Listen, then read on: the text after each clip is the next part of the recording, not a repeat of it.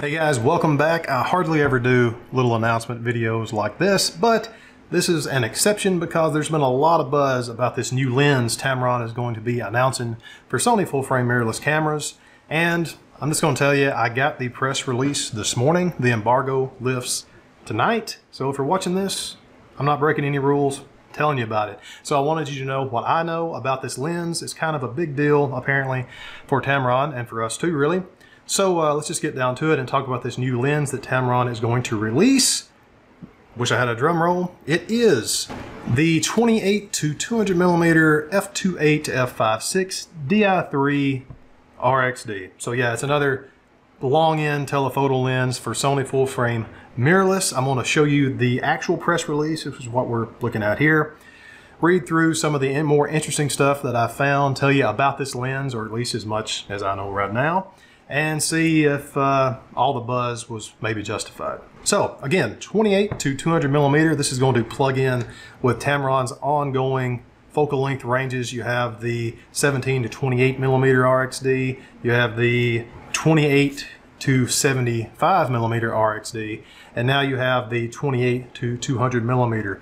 This one is going to be a little bit different than that lens I just reviewed from Tamron, that VXD autofocus lens, the 70-180mm. I know that had a lot of comparisons to the 70-200mm f4 Sony lenses, and even the 70-200mm f2.8 G Master from Sony. So this one is going to be even a more equivalent focal length to those two lenses, and actually give you a little bit wider perspective too. So let's get down to it. We'll skip all the way down to the bottom first, then we'll go up here and talk about some of this other stuff. This is officially going to be the model A071 right here. Focal length, again, 28-200mm, maximum aperture f2.8 to f5.6. I've actually got the information about the aperture ranges across the focal lengths. We'll get to that in just a second too. All these lenses seem to have a lot of elements packed in. 18 elements, 14 groups, minimum object distance at the wide end of the focal length, 7.5 inches or 0.19 meters. And at the telephoto, 31.5 inches or 0.8 meters. Now that 31.5 inches, that's about the same as the minimum object distance of that 70-180mm that I tested out a few weeks ago. Maximum magnification, not looking at anything really, I mean, kind of close to macro, I guess.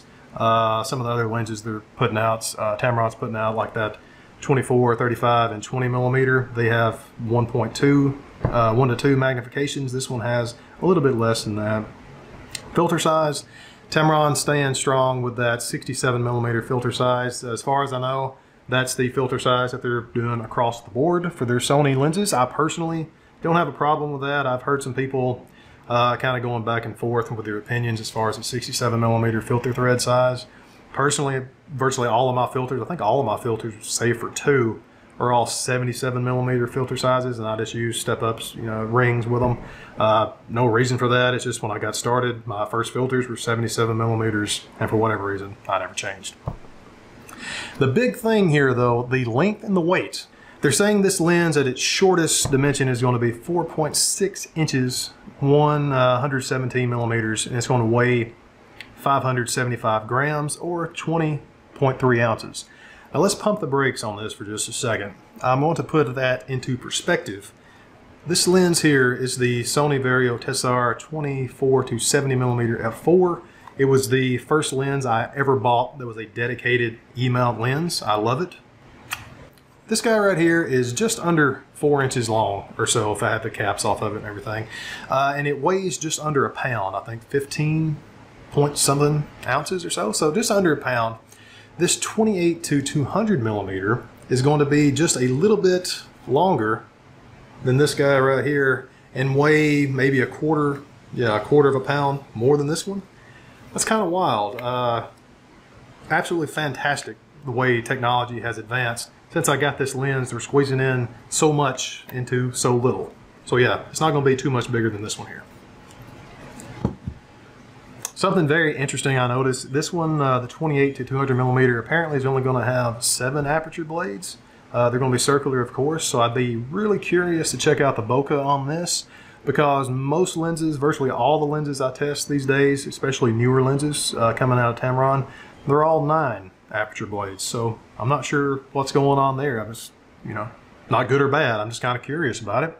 Minimum aperture, they're saying 16 to 32, f16 to f32, depending on your focal length.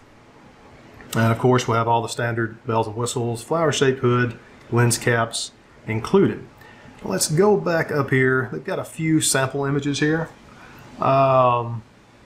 It's 28 millimeters, that's 200 millimeters, showing you the zoom. Again, they're talking about this minimum object distance here. Oh, and one thing I do want to mention before we move on to some other stuff, this one is going to support all of the Sony's in-camera lens corrections, such as the, well, they're calling it shading, but your vignetting correction, your chromatic aberration distortion, in-camera firmware updates, and depending on your camera, this should be compatible with your fast hybrid autofocus, your direct eye, eye autofocus, and your regular manual focusing, if you happen to have those on your cameras. And of course, it has Tamron's very cool weather sealing, or they call it their moisture resistant constructions. I love that from Tamron lenses. So that's some really pertinent specs here. Let's take a look at some of the sample images of the lens, just so you can get an idea of how it's going to look a little bit more. Okay, so I finally found these, the pictures I was looking for. This is going to be of the lens itself, and I think some sample pictures in here too. So let's have a look. Nice one of the lens cap. This is the lens arrangement, the element arrangements. Lens hood, okay, that's the front element. Sweet, this is what we really want to see. We are going to have a lens lock, a zoom lock on there. Very nice. In hand, like I said, looks pretty small. I think this is actually even smaller than their 28 to 75 f2.8 lens that they've, this lens's cousin actually. So 28 to 200 millimeter, virtually the size of that 28 to 75. Very cool. Very artsy pictures here. And that's just it.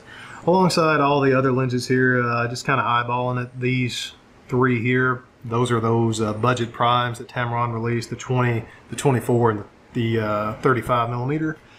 And I'm guessing here we're looking at, I think this is 17 to 28 to 24, or 28 to 75. Not sure about that one per se.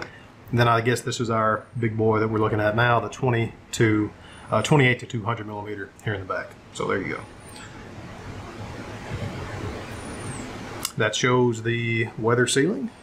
Gotta have that. Bayonet in. Of course, here we have the fall off for the edge sharpness. Nobody really, except for us photo geeks, kind of cares about that, but it looks pretty good here. At least just kind of eyeballing it for a second. That's it again. There's the side picture here. Another front on. Side, is that going to be all of them? All right, that's all of them, guys. Oh, and before I completely forget here, talking about those aperture ranges across the focal lengths, the maximum aperture, the largest aperture you can have, is going to be f2.8. That is going to be at the wide end at 28 millimeters. That's going to start tapering down to f3.5 at 50 millimeters, then f4.5 at 100 millimeters, and then you're going to be at f5.6 at 150 millimeters going forward. So like I said, I know a lot of you folks were wondering about that, so there you go. So the important thing, how much is it going to cost and when is it supposedly going to be available? Well, according to the press release I got this morning, as of right now, June 10th, 2020, we are looking for a June 25th release date, and as of right now anyway, the price is looking at, it's going to hover somewhere around $729 US. Now, you officially know all that I know about this lens. This is the announcement for Tamron's 28 to 200 millimeter f2.8 to 5.6 Di3 RXD. Really excited to get a hold of this one. I'm supposed to have an A loaner copy coming in here, hopefully sooner than later. Really want to test this one out, especially coming off that review of the 70 to 180 millimeter f2.8, that VXD autofocus lens that I love so much. I'd kind of be interested to see how this compares to that one, and I'll do my best to compare it to some other lenses so you can get a better idea of what this lens is going to be offering. All right, guys, I hope you got something out of this. So like I said, you now know as much as I do about this lens. If you have any questions, I've got the press release and everything. Put those down there in the comments. I will do my best to answer them for you. And if you have any other suggestions, comments about this kind of thing, well, you know where to put those too. So until next time, I am Adam Welch. Thanks a lot for being here, everybody.